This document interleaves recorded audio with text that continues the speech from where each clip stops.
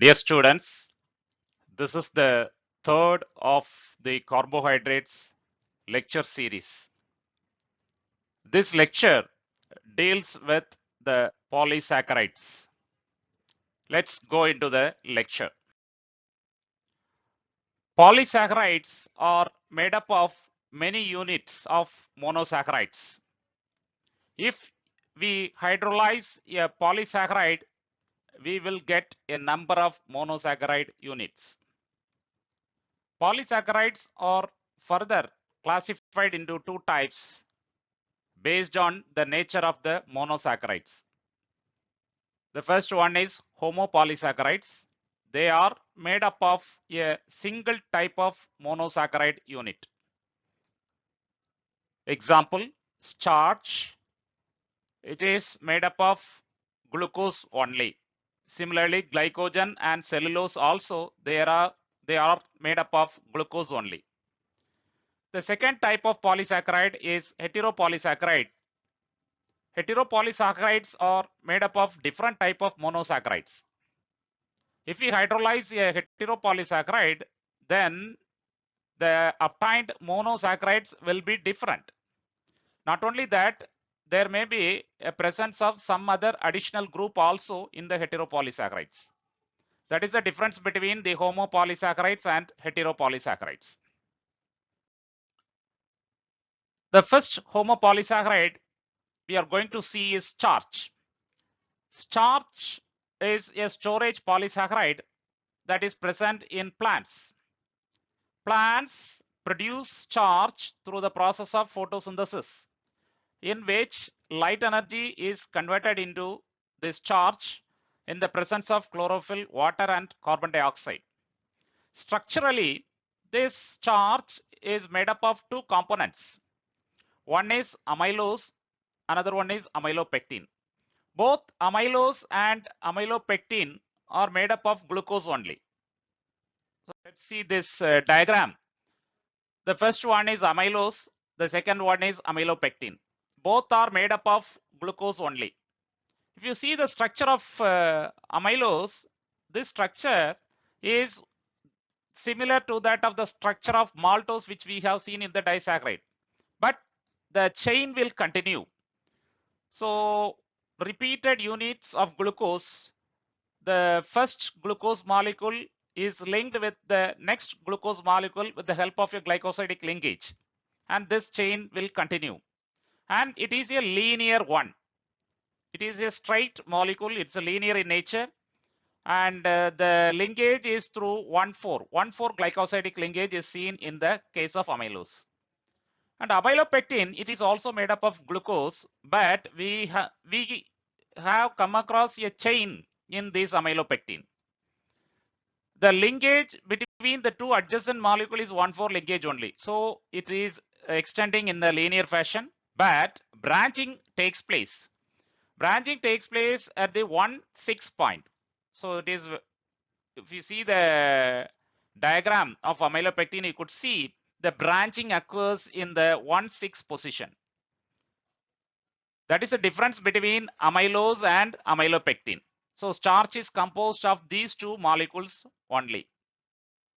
The diagram that is depicted on the left hand side, which clearly shows that the branched structure of the starch, and on the right hand side we can see the branching, the junction of that branch, how this 1,6 branching has taken place from the linear one. So this is how this starch is made up of. And starch is a very important compound as far as the plant kingdom is concerned. And this is also the very important compound in which the transfer of energy takes place. The next homopolysaccharide is glycogen. Glycogen is also a storage polysaccharide, but glycogen is present only in the animals. And this glycogen is stored in the liver as well as the muscle, but not much amount of glycogen can be stored. So this glycogen is also similar to that of the amylopectin, which we have seen in starch. Glycogen is also made up of repeated units of glucose, and also it is having branches, but the number of branches will be more. That is the difference between the glycogen and amylopectin. The similar fashion. So first glucose molecule is linked with the next one through a 1,4 glycosidic linkage. Then we come across a branching at the 1,6 position, but the branching will be very more. See, this slide clearly shows that how this glycogen molecule is branched. It is a highly branched polysaccharide which is made up of repeated units of glucose. Glycogen is having high significance in the case of animals because glucose is the major energy provider in the case of animals. And if excess glucose is present, this glucose will be converted into glycogen, and this glycogen will be stored in the liver as well as the muscle. Whenever the body is deficit in the glucose, immediately the glycogen will break down into glucose. So that is the significance of glycogen in the case of animals. That's all about the homopolysaccharide. The next we are going to see about the heteropolysaccharide. The first heteropolysaccharide which we are going to see is peptidoglycan. Peptidoglycan is an structural compound. It is an important or major component of the cell wall of bacteria. This peptidoglycan is made up of two monosaccharides, N-acetylglucosamine, that is NAG, and N-acetylmuramic acid, NAM. So if you see, look into the structure, this NAG and NAM will come, or it will be there in an alternate fashion. In addition to that N-acetylglucosamine and N-acetylmuramic acid, we have a peptide bridge. I'll show you the structure. So these alternate units of NAG and NAM, which is linked by the 1,4 glycosidic linkage, but we have an peptide linkage also. The presence of amino acid, you could see it is forming a peptide bond. The significance of this peptide bond is very well illustrated in this diagram. So you could see NAM is in blue color and NAG is in purple color. So one chain we are seeing here 1, 2, 3, 4, 5 chains, and these 5 chains are interconnected. And this interconnection is between the NAM of one chain and the NAM of the other chain. So this interlinking is done by the peptide bonds or the peptide linkages. So here comes the role of amino acids. Because of this interlinking of the chains, this peptidoglycan is capable of forming a lattice structure. So that is the significance of peptide bonds or the peptide linkages in this structure of the peptidoglycan. And this peptidoglycan is a very important component of the cell wall of bacteria, and based on the thickness of the peptidoglycan only, we are categorizing the bacteria into gram positive bacteria or gram negative bacteria. So that is the significance of this peptidoglycan in the bacterial kingdom. And finally, the heteropolysaccharide we are going to see is agar.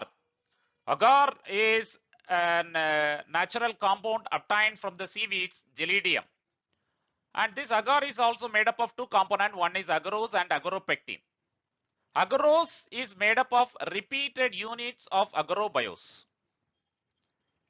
Agar is made up of two components. One is agarose and agaropectin. Agarose is made up of repeated units of agarobaiose. Agarobaiose is a disaccharide which is made up of D-galactose and L-galactopyranose. And coming to the agaropectin, agaropectin is made up of D-galactose, L-galactose, D-glucuronic acid, pyruvic acid, and also there is a presence of sulfate group in it. It is a sulfated compound. So agar is a mixture of agarose and agaropectin. This slide shows the structure of agar. As I told earlier, agar is made up of agarose and agaropectin. Agarose is made up of a disaccharide called as agarobaiose, which is made up of D-galactose and L-galactopyranose. Whereas agaropectin is made up of D-galactose, L-galactose, D-glucuronic acid, pyruvic acid, and also there is a presence of sulfate group in it.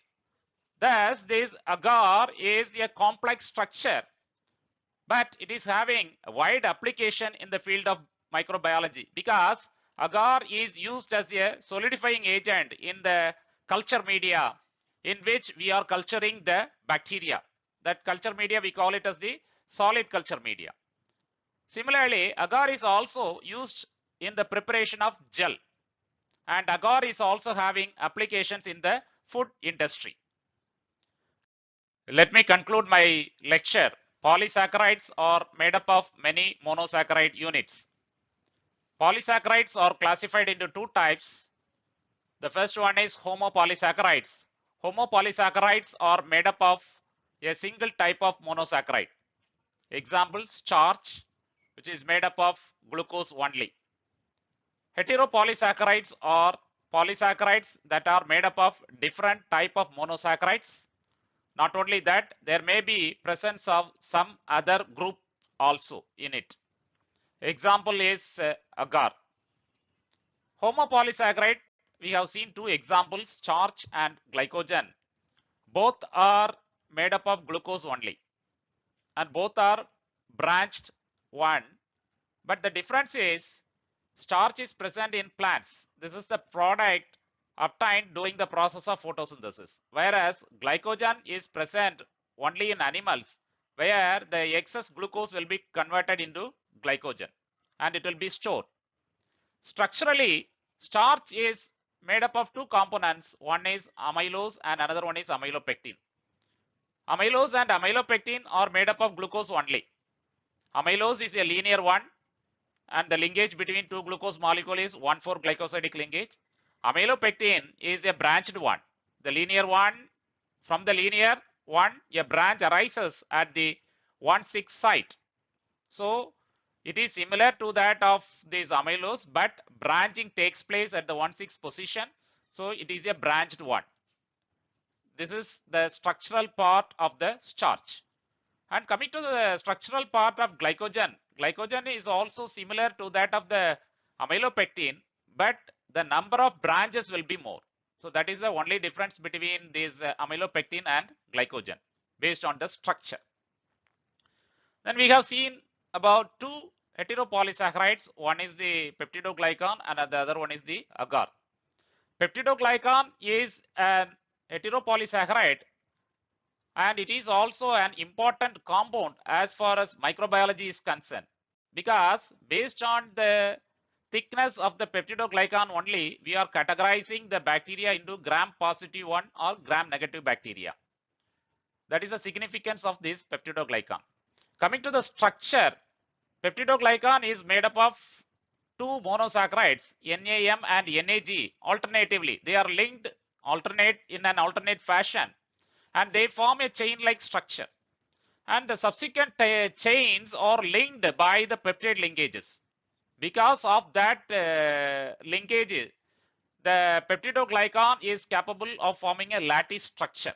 That is the significance of the peptide linkage in the case of peptidoglycan. And the final example we have seen is agar. Agar is a polysaccharide that is made up of two important components. One is agarose and another one is agaropectin. Agarose is made up of a disaccharide called as agarobaiose. Agarobaiose is made up of D-galactose and L-galactopyranose.